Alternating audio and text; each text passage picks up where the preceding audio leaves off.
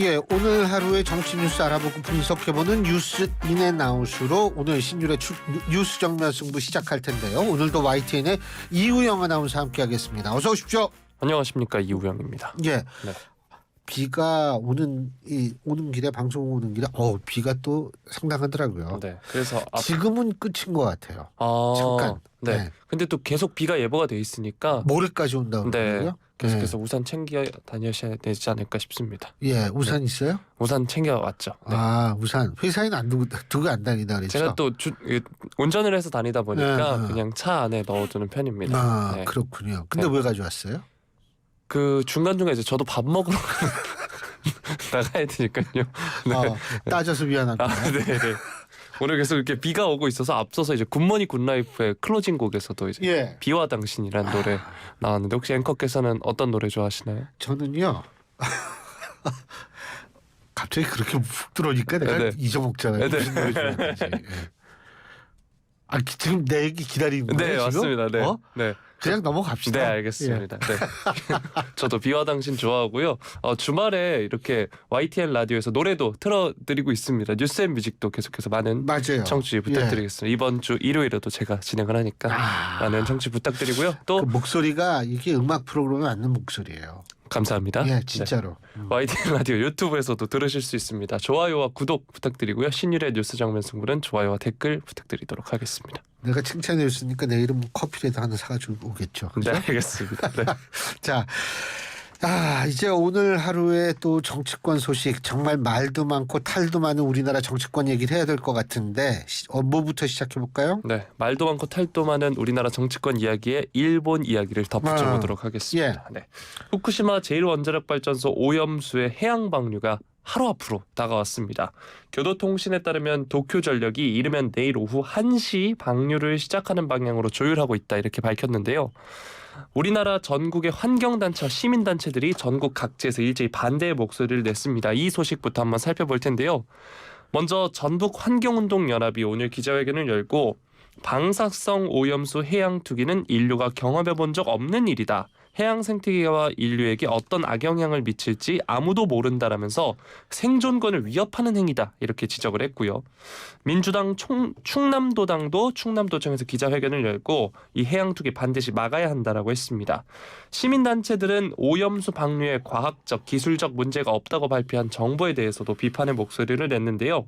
충북 기후 위기 비상 행동의 경우에는 일본 정부가 끝까지 관리하고 책임져야 할 핵 폐기물이 바로 이 오염수인데 일본은 모든 책임을 방기하고 해양 투기라는 범죄를 강행했다 지적을 했고 또 윤석열 정부를 향해서도 도쿄전력과 한편이 돼 전 세계를 위협하는 만행을 저지르고 있다면서 정부를 강력히 규탄한다고도 했습니다. 또 강원도에서도 시민단체가 윤석열 정부를 비판을 했고요. 또 일본 방사성 오염수 해양 투기 저지 경기행동, 또 충남 환경운동연합 등 각자 기자회견을 열고 오염수 방류 철회를 요구를 했습니다. 또 일본과 가까운 부산과 경남에서도 농성이나 1인 시위 등이 이어지고 있다고 하고요. 부산의 경우에는 후쿠시마 핵 오염수 투기 반대 부산운동본부가 내일 규탄 기자회견을 연다고 합니다. 자, 이처럼 일본을 향해서 또 윤석열 정부를 향해서 반발의 목소리가 이곳저곳에서 쏟아지고 있는 상황입니다. 이번 소식 뉴스인 부탁드리겠습니다. 이 시민단체들이 이렇게 반대하는 거는 저는 뭐 충분히 반대할 수 있다고 봅니다. 그리고 제가 거듭 말씀드리지만 많은 국민들이 걱정을 하고 있는 것도 저는 그건 당연한 일이라고 생각을 합니다. 그런데 문제는 뭐냐 하면 그렇다면 이 일본의 어떤 이런 행위를 막을 수 있는 근거와 이런 거를 통해서 우리가 어떻게 효율적으로 막을 수 있는가. 무조건 막으라고만 얘기하는 것보다는 그게 훨씬 더 합리적이라고 생각을 하는데 그 이전에 우리가 생각해 볼 부분이 하나 있어요. 제가 이거 몇 번 말씀드렸는데 이 해류의 흐름상으로 본다면 우리나라보다 훨씬 더 빨리 이 방류된 그 바닷물이 도착하는 곳은 캐나다, 미국 이런 나라들입니다. 네. 그러면은 캐나다 정부와 미국 정부는 과연 어떤 입장을 갖고 있는지. 만일 캐나다 정부와 미국 정부가 아직까지 어떤 뭐 일본 정부에 대해서 큰 반발을 하고 막고 이런다는 뉴스는 본 적이 없거든요. 그렇다면 우리보다 먼저 도착하는 캐나다나 미국 같은 경우에 특히 이제 제가 거듭 말씀드리지만 후쿠시마는 동해 동해를 향한 도시가 아닙니다. 후쿠시마는 태평양을 향해 있는 도시거든요. 네. 그렇기 때문에 이게 캐나다하고 미국 뭐 이 알래스카 이런 쪽으로 이게 쭉 돌게 되는데 해류가. 그래서 제가 말씀드렸을 거예요. 일전에 후쿠시마의 그 동일본 대진이 일어났을 당시에 그때 그 쓰레기들이 전부 그 미국 하와이 워싱턴 캘리포니아 이쪽에 전부 갔어요. 이게 바로 해류거든요. 자, 그렇다면 미국이나 캐나다 정부는 아무 얘기를 안 한다. 그러면은 왜 얘기를 안 하냐고 따져야죠, 사실은. 시민단체는 국가를 초월해서도 얘기할 수 있는 거니까. 그래서 이제 그런 점이 저는 좀 굉장히 궁금하다. 하지만 충분히 얘기는 할 수 있다. 걱정이 되고 이럴 수는 있는 거죠. 그리고 이 지금 같은 상황에서 이 설들이 분분하거든요. 근데 저는 하여간 뭐 얘기는 할 수 있지만 이게 우리 정부만 지금 이것을 뭐라 그러더라? 용인한다 그러든가 뭐 이런 듯한 태도는 아니라는 거고, 또 하나는 뭐냐면 우리 정부가 지지했기 때문에 방류를 하는 거는 아니라는 거는 제가 확실히 말씀드릴 수 있어요. 네. 일본이 우리나라 속국도 아니고 뭐 우리가 허락하면은 방류하고 이런 게 아니잖아요. 그렇기 때문에 그러니까 제가 어제도 말씀드렸죠. 중국 같은 경우에 수산물 일본에서 수입한 수산물 전량을 방사능 검사한다는 거. 예를 들면 그런 걸 통해 가지고 수입을 자꾸 이제 없애려고 하는 거, 그런 것도 결국 중국도 다른 방법이 없기 때문에 그러는 거거든요. 그래서 저는 좀 그런 측면이 좀 정부의 입장에서 볼 때는 좀 억울한 측면이 분명히 있는데 시민단체들은 뭐 당연히 이런 얘기를 할 수는 있죠. 그럼요. 네. 자, 다음 소식으로는 오염수 방류와 관련해서 정치권의 반응들 한번 살펴보도록 하겠습니다. 먼저 야당인 더불어민주당 반응부터 살펴볼 텐데요. 민주당은 일본을 향해 거듭 오염수 방류 중단을 촉구하는 한편 그간 한국 정부의 대응이 미온적이라고 보고 윤 대통령 책임론도 강하게 제기를 했습니다. 먼저 이재명 대표는 오늘 최고위원회의에서 일본 아사히 신문의 최근 보도를 언급했습니다. 이 보도 내용을 보면 한국 정부와 여당이 일본 측의 후쿠시마 오염수 조기 방류를 비공식적으로 요구했다, 이런 내용인데요. 이 대표는 이에 대해서 예언을 해보겠다라고 하면서 방류 후 7, 8개월이면 제주 해역에 오염수가 도달할 텐데 총선 시기에 정부가 검사해보니 방사성 물질이 없네라고 할 것이라는 의견이 있다, 이렇게 말을 했고요. 또 박광원 원내대표의 경우에는 윤 대통령은 대국민 기자회견으로 명확한 입장과 향후 계획을 보고해야 한다라고 말을 했습니다. 정청래 최고위원의 경우에는 SNS에 이순신 장군이 지킨 바다를 침략하려는 핵폐수 방류를 무기로 한 한국 바다 침탈에 친일파가 아니라면 누가 찬성하겠나, 이렇게 적극적으로 글을 적기도 했습니다. 공격적으로 적기도 했습니다. 또 일본을 향해서도 비난의 목소리를 냈는데요.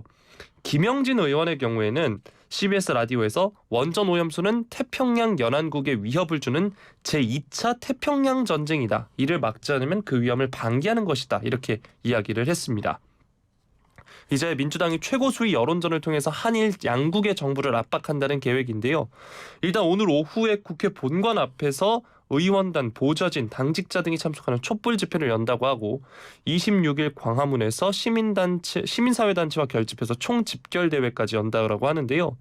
또 이번 오염수 방류를 고리로 윤 대통령 탄핵의 필요성까지 제기하고 나섰는데 이에 대해서 이제 박성준 대변인은 그런 대통령 탄핵 추진 얘기는 없었다라면서 선을 긋기도 했습니다. 자, 그러면 이번엔 여당인 국민의힘 이야기를 한번 살펴볼 텐데, 국민의힘은 국회에서 정부와 함께 긴급회의를 열고 대응 방안을 점검을 했습니다.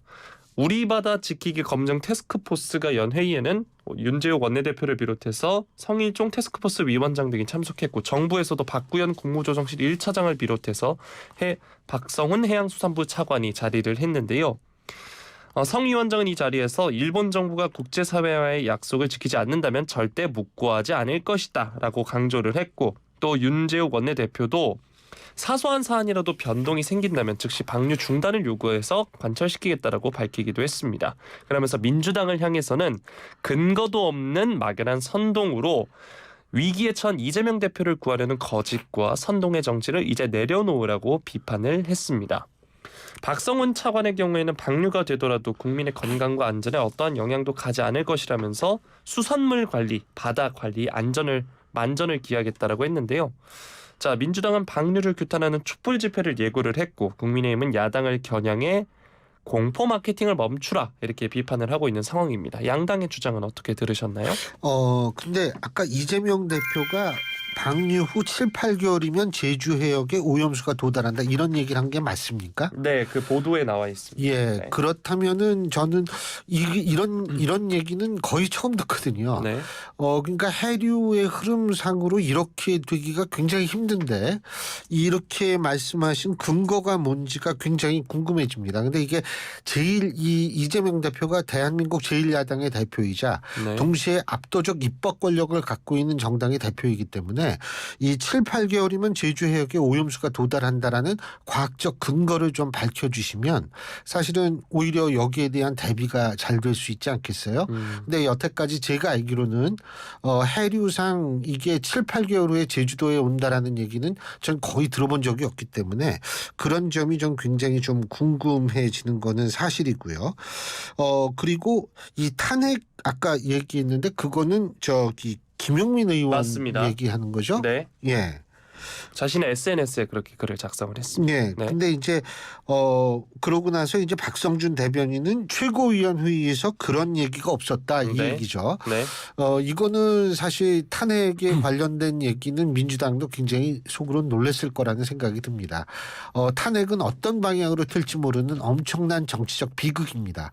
이 얘기 특히 대통령에 대한 탄핵을 끄집어낸다는 사실 자체는 이게 박근혜 전 대통령 탄핵 사실은 그것도 굉장히 비극적인 이 얘기죠. 그런 일이 없어야 되거든요. 미국 정치사에선 탄핵이 한 번도 없었습니다. 네. 그런데 우리나라에선 이미 한 번이 있는데 또다시 탄핵 얘기가 나온다는 거. 그래서 아마 민주당 지도부도 이 얘기가 이렇게 커지는 것을 바라지는 않을 거예요. 얼로 튈지도 모르기 때문에. 그런데 어쨌든 제가 볼 때는 글쎄요. 제가 앞서도 말씀을 드렸지만 야당으로서 이렇게 반대를 하는 거는 좋은데 이 중요한 것은 뭐냐면 이 우리 국민들의 걱정은 누구든 다 있거든요. 걱정을 이게 공포로 진화시키는 것은 야당도 지나친 그런 측면에서 좀 이 자제할 필요가 있다라는 생각은 듭니다. 그러니까 우리가 여기서 얘기할 수 있는 건 과학밖에 없어요, 사실은. 왜냐하면 과학 빼놓고는 얘기할 수가 없잖아요. 그렇다면 저는 민주당도 반대하는 건 좋은데 우리가 어떠한 점을 집중적으로 걱정이 된다. 어떤 단체, 어떤 과학자, 어떤 과학 집단이 연구를 했는데 이게 이러해가지고 이게 안 된다고 얘기를 하더라. 이런 얘기를 좀 구체적으로 들었으면 좋겠고요. 또 하나는 사실은 삼중수소 문제 같은 경우에는 설은 분분하지만 네. 지금 원자력 발전소가 있는 나라에서는 다 이걸 바다로 삼중수소 버리는 거 사실이에요. 근데 그게 희석을 시켜서 버리는데 일부 국가, 우리랑 아주 가까운 국가에서는 삼중수소의 이 농도가 굉장히 진한 상태에서 바다로 나간다는 보도가 있었거든요. 연합뉴스 보도가요. 사실 중국이 그런 나라인데 그러면은 그런 부분도 사실 우리가 이번 기회에 좀 적극적으로 문제 제기를 해야 되는 것은 아닌지 이런 생각을 저는 하게 됩니다. 예. 네.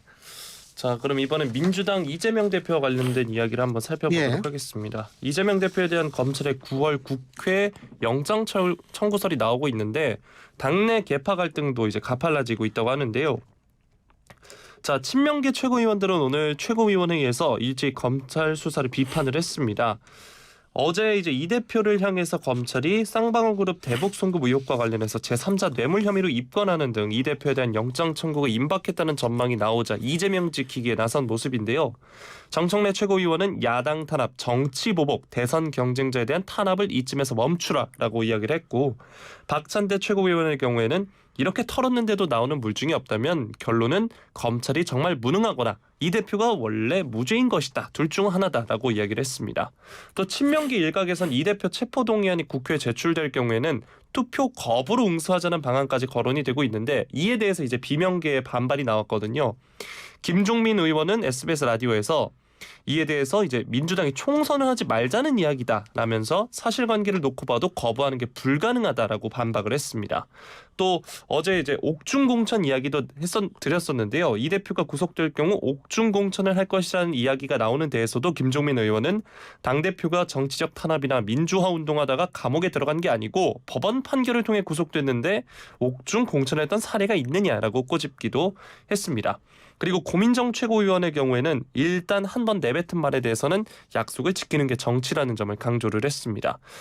일단 대북송금 의혹을 수사하는 검찰이 이재명 대표를 피의자로 입건을 했고요. 조금 전에 4시쯤에 이제 소환을 통보를 했습니다. 그래서 다음 주 중에 소환 통보일이 다음 주 중으로 예상이 되고 있는데 일단 다음 달 초중순에 또 구속영장을 청구한다는 전망도 나오고 있고요. 어떻게 보시나요?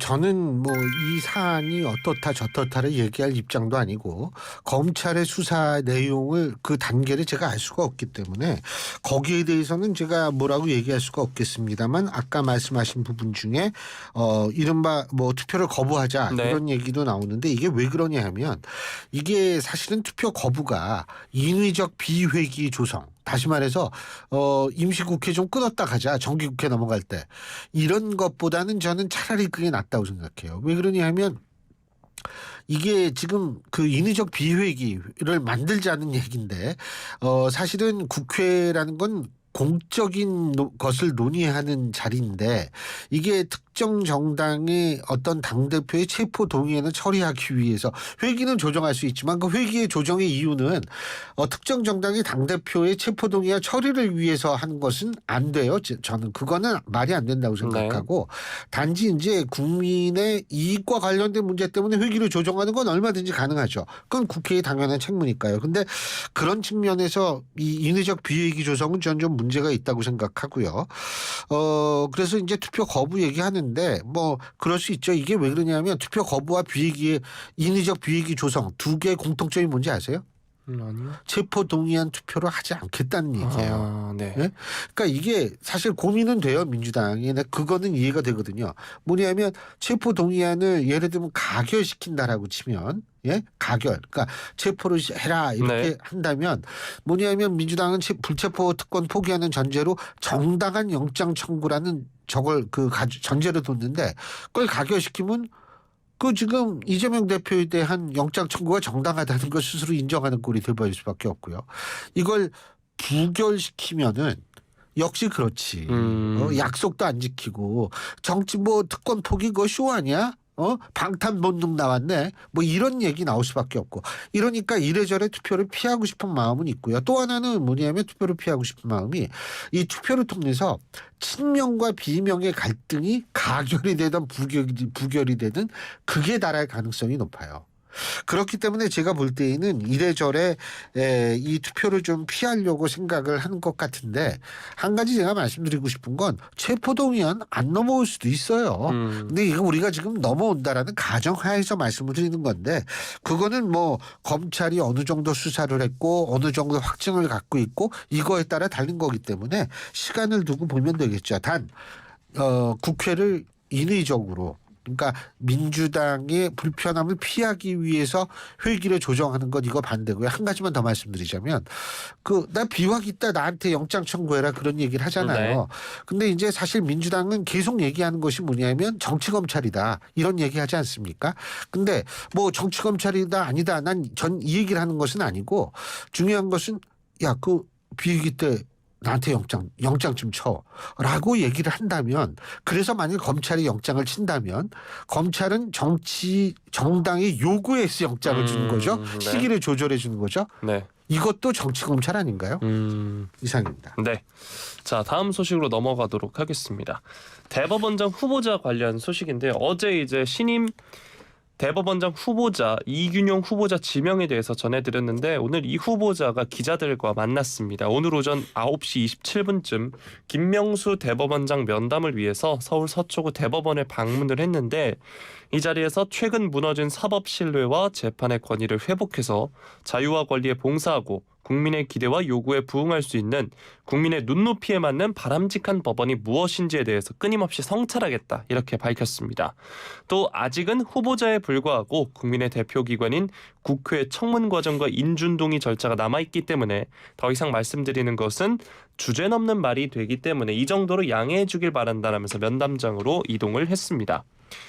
이 후보자가 과거의 기고글을 통해서 사법부의 신뢰 저하와 정치화에 대한 우려 의견을 표현한 것과 관련해서도 말을 했는데요.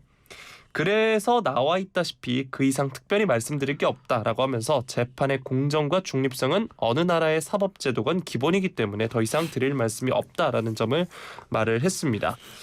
윤석열 대통령과의 친분 덕분에 지명됐다는 지적에 대해서는 저의 친한 친구의 친구다 보니까 그런 비판이 나오는 것 같다. 친한 친구의 친구요? 이거 복잡하네. 네, 당시에 서울대 법과대학 학생이 160명이고 그중 고시를 공부한 사람들이 몇 안 되기 때문에 그냥 아는 정도지 직접적인 관계라 보긴 어렵지 않나라고 생각한다라고 설명을 했습니다. 어제 뭐 보도에서도 많이 됐는데 이제 박범계 의원과 이제 질의 과정에서도 이런 답변이 나왔었고요.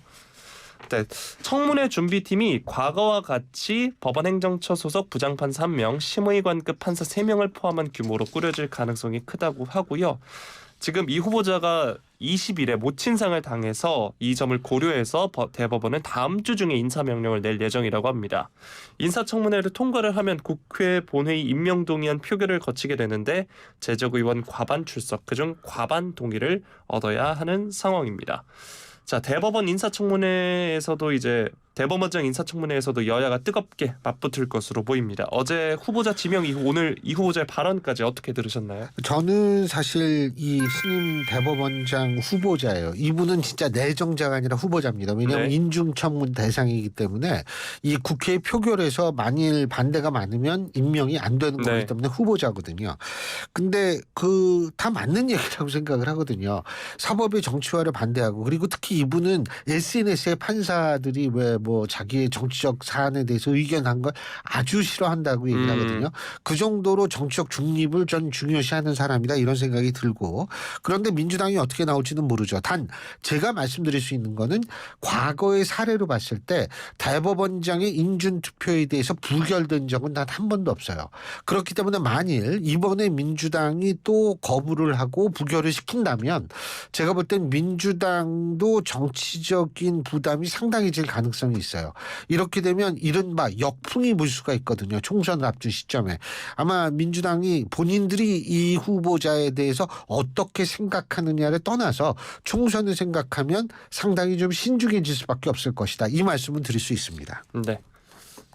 자, 마지막 소식 짧게 다뤄보도록 하겠습니다. 일단 흉악범죄가 이어지자 한덕수 국무총리가 의무경찰 제도입을 검토하겠다라고 얘기를 했는데요. 그래서 7개월에서 8개월 내 8,000명 도입을 검토를 하고 있다는 겁니다. 뭐 의무경찰에 대해서는 많이들 아시겠지만 2017년부터 폐지 수순을 밟아서 올해 4월 마지막 기수가 합동 전역식을 하면서 완전히 폐지가 된 상황인데, 최근에 이제 현장 치안 활동 인력이 부족하다는 경찰 판단이 배경이 된 것으로 풀이가 되고 있습니다. 윤희근 경찰청장도 인원 부족에 대해서 언급을 한 바 있고요. 제 주변에서도 과거에 의경 지원이 많기도 했거든요. 네.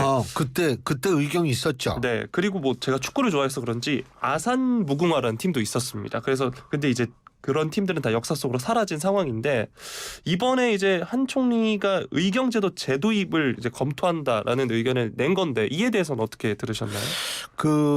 저희가 사실 얼마 전에 인터뷰를 했던 그 형사정책연구원의 박사님이 계신데, 이 박사님 우리 방송에서 인터뷰할 때 제가 이제 그걸 물어봤어요. 이 수사하고 치안 둘 중에 어느 게 더 중요하다거든요. 근데 이게 아무래도 지금 경찰이 이 수사 역량이 폭발 직전이에요. 굉장히 많이 늘었거든요. 네. 특히 검경 수사권 조정, 이른바 검수완박이라는 그런 것 때문에 이 경찰의 업무량이 굉장히 늘었어요.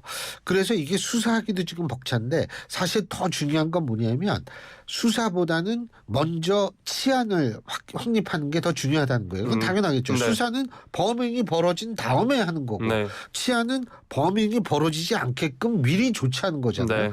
그래서 치안을 더 중요하게 생각해야 한다. 그런데 지금 사실 경찰력이 딸리는 건 사실이에요. 그렇다면 의경 같은 걸로 해가지고 실제로 순찰이라든지 이런 데 인력이 딸리고 지구대에서도 지금 인력이 없다고 얘기를 하거든요. 이런 것들을 보완해 줄 필요는 있죠. 그래서 사실 그렇잖아요. 사람 많은데 묻지마 범죄가 일어나서 거기에 집중 순찰을 돌고 뭐 이러다가 이제는 그 인적이 드문 곳에서 CCTV도 없는 곳에서 끔찍한 범죄가 벌어졌잖아요. 그러니까 이제 뭐 산악 순찰대를 돌겠다고 하는데 이것도 결국은 얼만큼 인력 확보가 되느냐에 직결되는 문제이기 때문에 제가 볼 때는 의무 경찰을 다시 도입하는 것은 지금 상황에서는 어쩔 수 없지만 반드시 필요한 제도가 아닌가 이런 생각이 듭니다. 네. 여기까지 하죠. 네. 예, 오늘 수고하셨습니다. 고맙습니다. 예, YTN의 이우영 아나운서와 함께했습니다.